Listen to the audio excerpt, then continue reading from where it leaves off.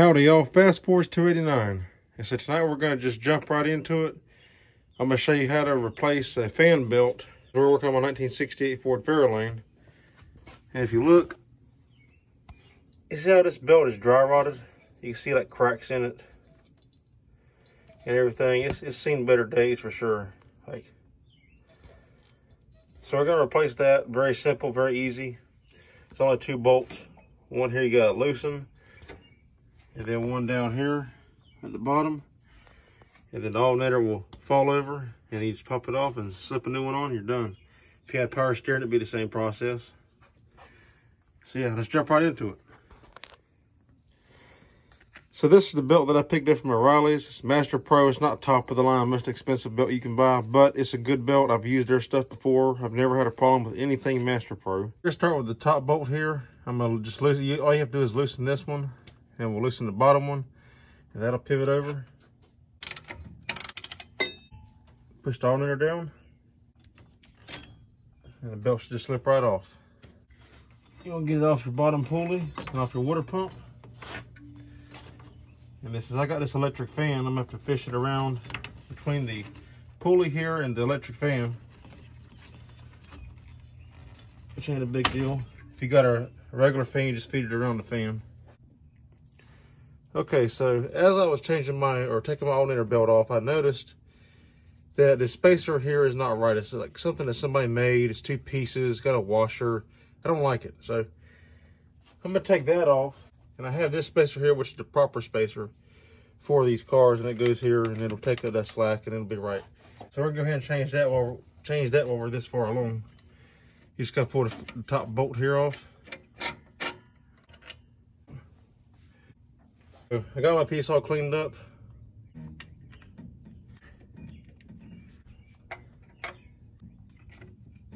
All right, once you got the bolt put back in the alternator and screwed into the head, you gotta start tightening back down. All right, now we're ready to put our new belt back on. So we're going to take the sleeve off of here. And there's no direction. You don't have to, it's not directional, you go either way.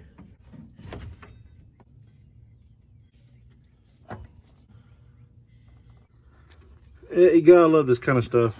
So this is either not the right dipstick tube for this timing cover, or somebody has really just screwed this up. So as you can see, this bolt and spacer combo that somebody's put in here will not allow my alternator to go down as far as I need it to put the belt on.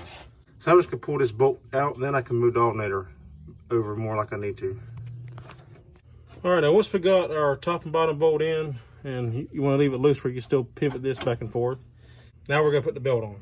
Make sure you got your belt on the right groove. This is a 2 pulley here, 2 groove pulley, but I only use 1 because I eliminated the power steering. You want to make sure it's on the proper groove on the crankshaft pulley, and then you slip it onto the alternator. And once you know you're good to go, you can tighten up your alternator. What I like to do is, you see this little part right here, I like to grab me a pry bar and stick it right in there like that. And that gives you some good leverage to tighten the belt, because there's really no other way to get to it to tighten the belt. So I like to do that. I'm going to get my socket on there, and I can pull this tight with my other hand and then tighten it while I hold it. You want to tighten your bottom bolt first. That way it'll hold it so it doesn't back off. Keeps your belt nice and tight, and then you can tighten up your top bolt. Just like that. And here's a look of the finished product. It looks a lot better with that new dipstick and dipstick tube in there. Now it's like it's supposed to. And I'll paint the head of that bolt when I paint the rest of the motor. But now it's actually set up the way it's supposed to be. I also got the proper spacer in there now. It's not a bunch of washers and stuff. And yeah, I got a nice new belt, because the other belt was dry rotted and cracking. So now I ain't got to worry about that breaking on me. So yeah, that looks good. Looks a lot better. Alrighty guys, well, it's good to go. It's done. It looks a lot better now. Took a lot longer than it should have took. Changing a belt is nothing. It's like a 5-10 minute job. especially for one belt. But this is the kind of stuff you run into when you're dealing with old cars that you buy from somebody else. You know, it's 50-some-year-old car. You just run these kind of things.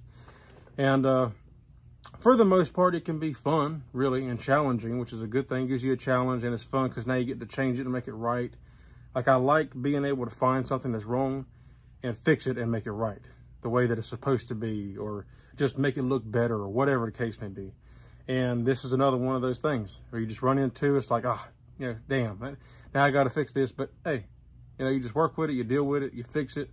And then that's another thing you can say that you got to do that you might not have got to have done. You know, sometimes it could be an inconvenience where it's like, oh man, I just want to go and get it done. You know, and that's kind of the way I was at first. I was like, oh crap, you know. But the good thing is I got it right now.